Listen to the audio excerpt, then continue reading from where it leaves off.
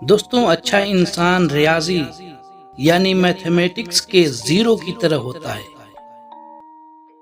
जिसकी अपनी कोई कीमत नहीं होती, पर जिसके साथ जुड़ जाए उसकी कीमत 10 गुना बढ़ा देता है। झूठे इंसान की ऊंची आवाज सच्चे इंसान को खामोश करवा देती है, लेकिन सच्चे इंसान की खामोशी झूठे इंसान की बुनियाद हिला के रख देती है। दोस्तों, जिंदगी में हमेशा उस जीरो की तरह बनो और सच्चाई का साथ कभी न छोड़ो। ये चीजें आपको एक नया मकाम और पहचान देती हैं, कामयाब बनाती हैं।